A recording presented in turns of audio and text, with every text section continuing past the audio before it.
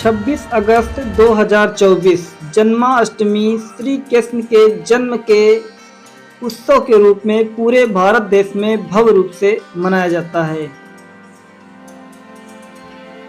ऐसा कहा जाता है कि कंस के अत्याचारों से मुक्त कराने के लिए भगवान विष्णु ने द्वापर युग में भादों के महीने में अष्टमी के दिन देवकी के गर्भ से श्री कृष्ण के रूप में जन्म लिया था। इसीलिए आज के दिन जन्माष्टमी का भव्य प्रदर्शन और भव्य त्योहार पूरे भारत में मनाया जाता है। चलिए जानते हैं कि श्री कृष्ण के जीवन की अद्भुत कहानी का रहस्य क्या है। तो ऐसा कहा जाता है कि मथुरा का राजा कंस बहुत ही अत्याचारी था और एक बार आकाशवाणी हुई थी कि देवकी का 8वां पुत्र ही कंस की मृत्यु का कारण होगा।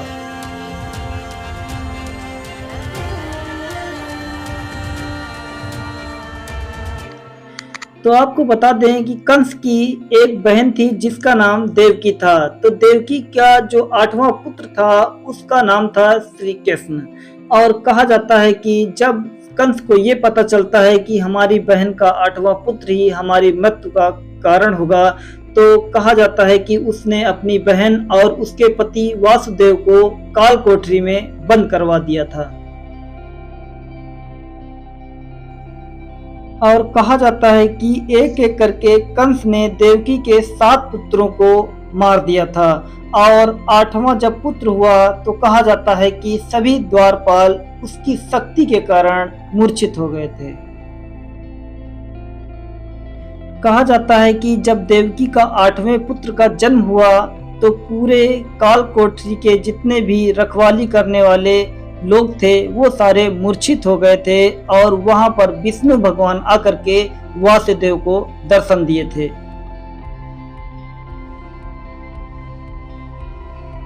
भगवान विष्णु के आदेश के अनुसार वासुदेव को आदेश दिया गया कि श्री कृष्ण को गोकुल पहुंचा दिया जाए नंद बाबा के और यशोदा के घर पर।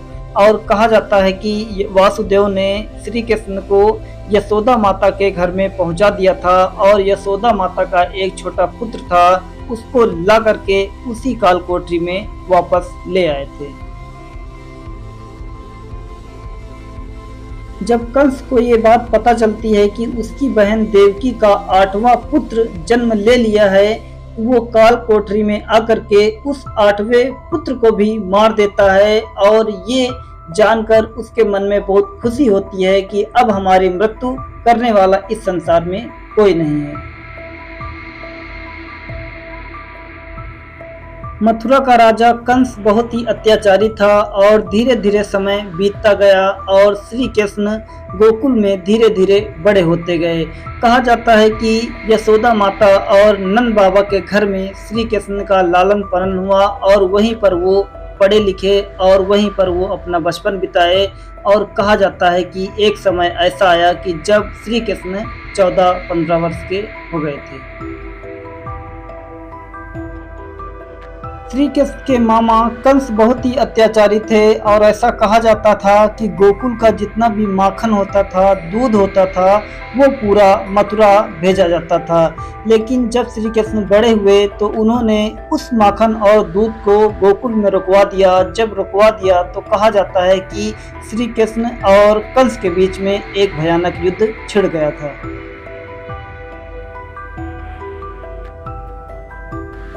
जब ये भयानक युद्ध श्री कृष्ण और कंस के बीच में शुरू हो गया तो ऐसा कहा जाता है कि श्री कृष्ण ने कंस को उसी मथुरा में मार डाला था।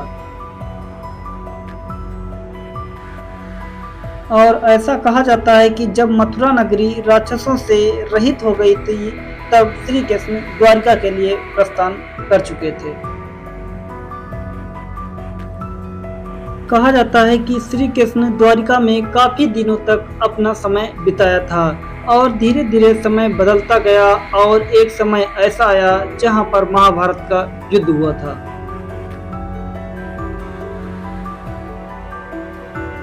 आपको बता दें, महाभारत का युद्ध इतना भयानक कौरव और पांडवों के बीच में हुआ था जिसमें अर्जुन और बहुत सारे ऐसे वीर धनुर्धर थे जिन्होंने महाभारत में भाग लिया था।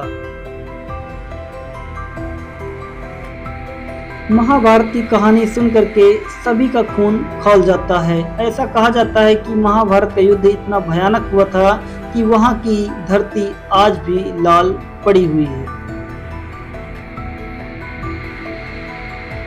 आपको बता दें, महाभारत का युद्ध बहुत ही भयानक हुआ था कौरव और पांडवों के बीच, जिसमें से पांडवों की जीत हुई थी और कौरवों की हार हुई थी।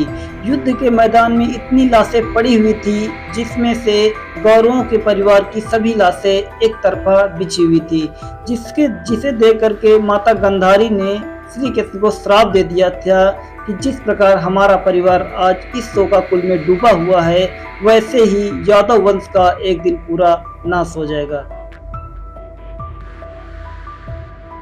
महाभारत के 36 वर्ष बाद एक समय ऐसा आया कि जब श्री कृष्ण एक वृक्ष के नीचे विश्राम कर रहे थे तभी वहां उस जंगल में एक बहेलिया भ्रमण कर रहा था। उसने देखा कि श्री कृष्ण के पैर पर एक मणि चमक रही है और उसने अपना तीर निकाला और श्री कृष्ण के पैर पर मार दिया, जिसकी वजह से श्री कृष्ण की मृत्यु उसी पेड़ के नीचे हो गई थी। और ऐसा कहा जाता है कि श्री कृष्ण की 8 पत्नियां थी, जिसमें से रुक्मणी, जामवंती, सत्यभामा, कालिंदी, मित्र, विंदा, सत्या और भद्रा और लक्ष्मणा ये श्री कृष्ण की पत्नियां मानी जाती हैं। माता गांधारी के श्राप के कारण द्वारिका नगरी पूरी समुद्र में डूब गई थी और धीरे धीरे समय बीतता गया। द्वारिका के जितने भी लोग थे अर्जुन उन्हें ले जाकर के हस्तिनापुर में रोक दिया था। श्री कृष्ण की मृत्यु के बाद अर्जुन अपने सभी भाइयों और पत्नी के साथ स्वर्ग चले गए थे और यहीं से महाभारत और श्री कृष्ण की पूरी कहानी समाप्त होती है।